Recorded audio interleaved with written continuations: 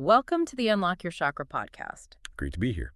Today, we're embarking on what I think is a fascinating deep dive. We're looking into one of your body's most intriguing energy centers. The third eye chakra. Exactly, the third eye, also known as the sixth chakra. And we're drawing our insights today from some really comprehensive guides.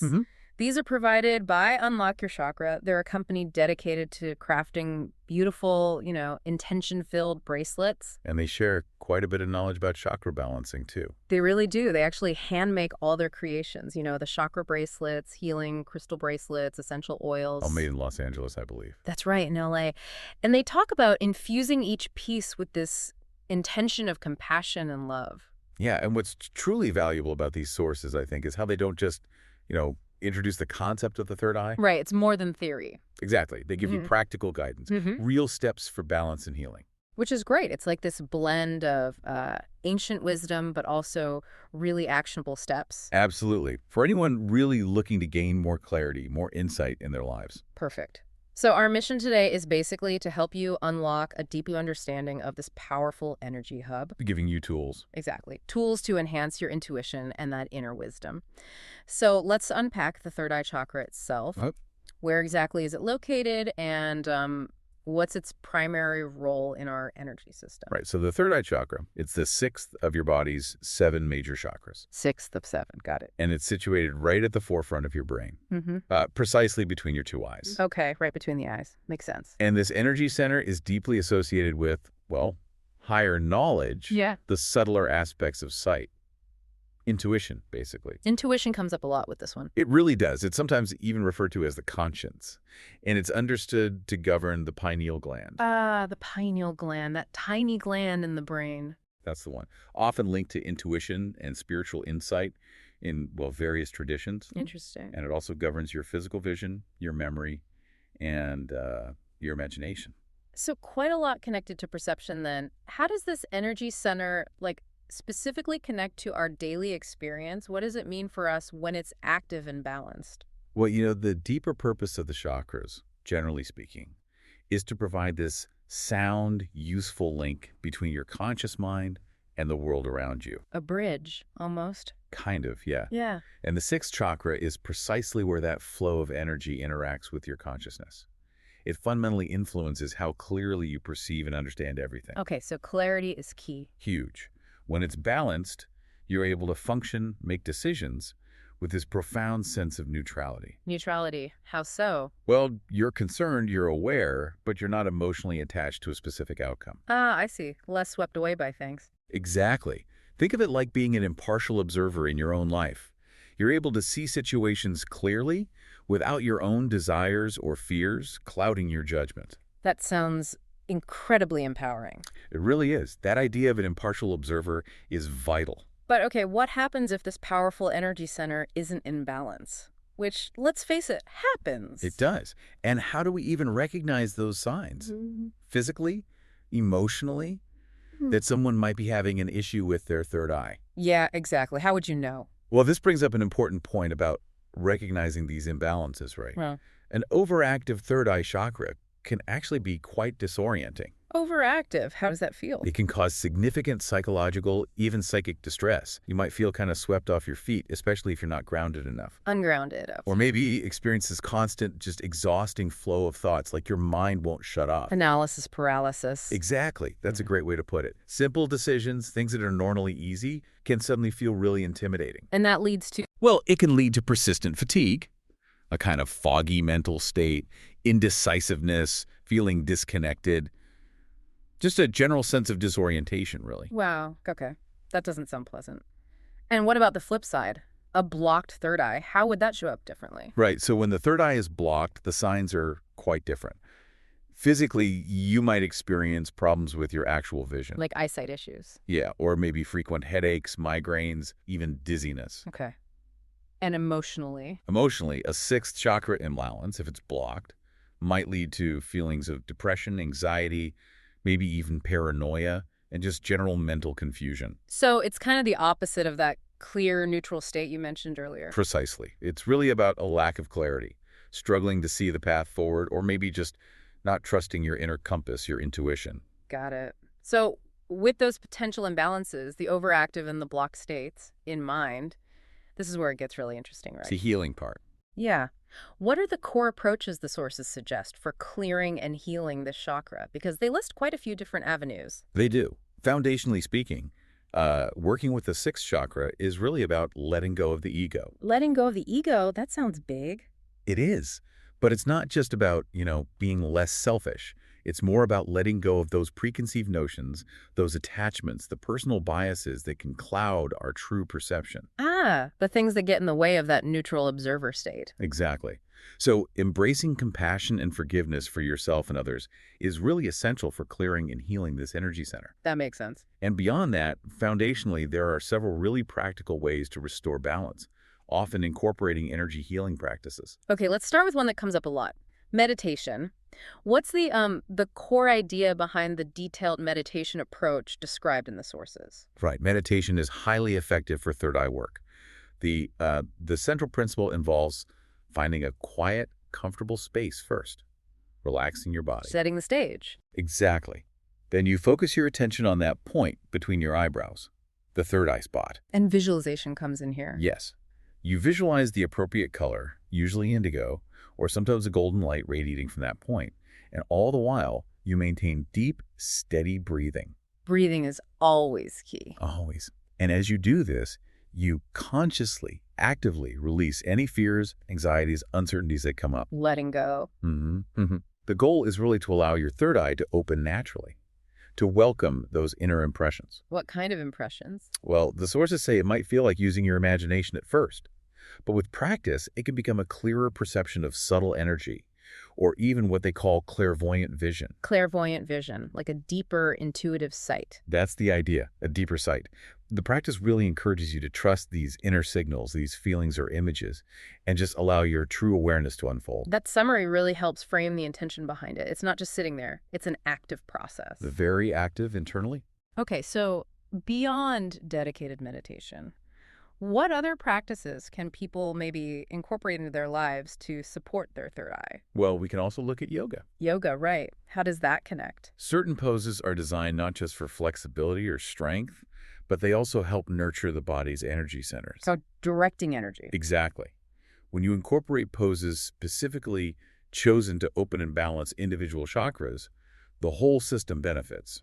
For the third eye, you'd focus on poses that direct positive energy to the head and neck area, or those that really promote introspection. Can you give us a few examples? What kind of poses are we talking about? Sure. The sources mention the big toe pose. That's a deep forward bend, very stimulating and balancing for the third eye. Okay. Then there's downward facing dog. Most people know that one.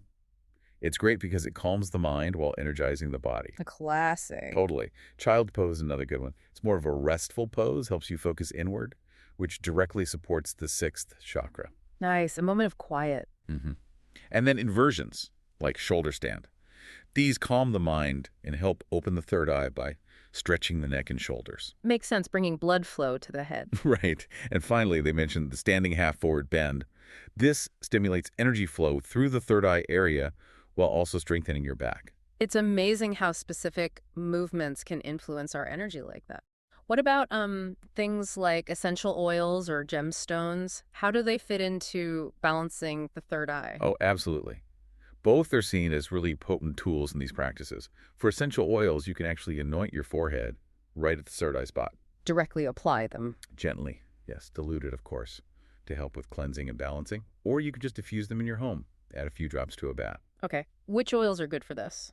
The sources list several. Nutmeg, marjoram, Roman or German chamomile. Frankincense is a big one. Oh, yeah, frankincense. Juniper, clary sage, rosemary, and sandalwood, too. They're thought to work on an energetic level, kind of shifting the vibration. Interesting. And gemstones are crystals. Similar principle there. You select healing stones that are believed to possess the same vibrational frequency and color as the third eye. Which is indigo, right? Primarily indigo, yes. The idea is they help clear away negativity and restore the proper energy flow. So which stones are recommended? Some excellent ones include amethyst. That's often linked to enhancing intuition and inner spirituality. The amethyst is beautiful, too. It is. Quartz, crystal clear quartz, is considered a universal crystal for clarity. And they say you can even program it with your intention. Program it. How? Just by holding it and focusing your intention for healing or clarity onto the stone. Then there's lapis lazuli. Another beautiful blue stone. Yes, deeply connected to higher truth, knowledge, wisdom, and protection. Fluorite is mentioned for cleansing energy, inviting positivity, stability, discernment. Discernment, that feels very third eye. It does. And shungite is interesting, it said, to help neutralize energy that gets released during healing work, creating a kind of safe space for emotional release. Wow. And how do you use them? Just carry them? You can carry them, wear them in jewelry like the Unlock Your Chakra bracelets, or the sources even suggest placing them in a grid formation on your forehead and around your head while you meditate. A crystal grid on your head. Yeah, then entering a meditative state. It intensifies the focus. It's fascinating how all these different modalities, meditation, yoga, oils, crystals, all seem to connect to this single energy center. What about something really fundamental, like our diet? Can what we eat actually influence our third eye? You know, the sources suggest it can, specifically incorporating fruits and vegetables that have those natural blue and purple hues. Like the indigo color again. Exactly. It's thought that these can help bolster positive energy flow through the third eye chakra. So what kind of foods are we talking about? Think dark fruit juices, like grape and blackberry, and whole foods like black currants, blueberries, blackberries, eggplant, prunes, even rainbow chard and beets have those deep pigments. Interesting. So eating the rainbow, but focusing on the blues and purples for the third eye. That's the idea, yeah. Resonating with the chakra's energy through food. Okay.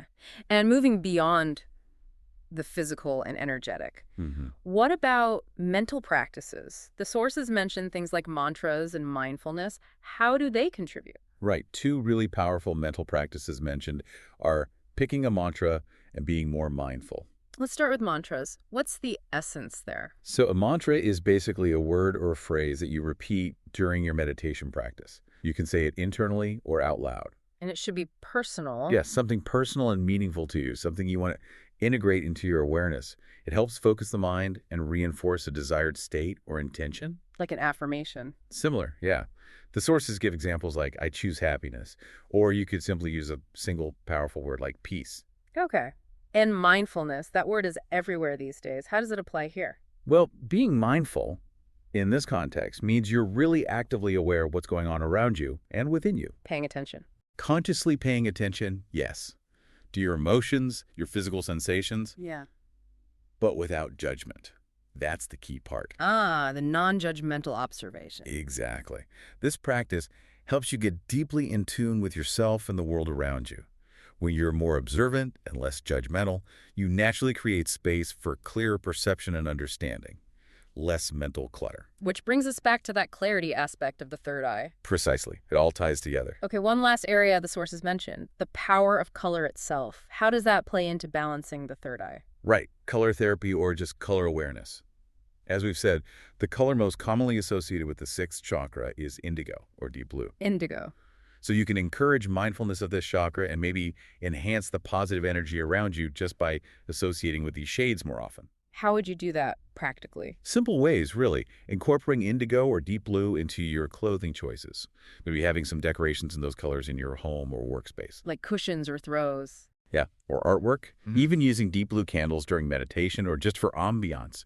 It's all about helping you pay more attention to and resonate with the third eye chakra's specific energy. Just bringing that color into your conscious awareness more. Exactly. It acts as a subtle reminder and a vibrational support. Wow. This deep dive has really given us such a comprehensive understanding of the third eye chakra.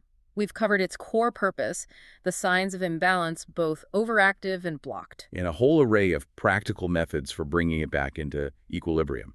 Meditation, yoga, oils, crystals, diet, mental practices, color. It's a lot. It really shows that keeping all your chakras in balance can sometimes feel like a challenge. There's no single magic bullet. Definitely not. It's a holistic process. But the suggestions shared by Unlock Your Chakra, drawn from these sources, they offer so many different pathways, different tools you can use to overcome imbalances and work towards greater clarity. Which really brings up an important question, I think, for you, the listener, as you take all this in. Yeah. If you're exploring these concepts, how might consciously integrating even just one new practice into your daily routine, just one small thing? Like what? Well, maybe a short 5-minute third eye meditation each morning. or perhaps choosing to wear an indigo scarf or tie, or even just making a conscious effort to be more mindful during your commute. Mm. How might that one small thing begin to shift your perception, your intuition? That's a great point. It doesn't have to be overwhelming. Not at all. Oh. It's often in those small, consistent steps, that practice, that the really profound internal shifts begin to unfold over time. That's an extremely important part of living a balanced, connected life, isn't it? Taking those small steps. We really hope this deep dive has given you valuable insights and some practical tools for your own journey. Towards greater intuition and self-awareness.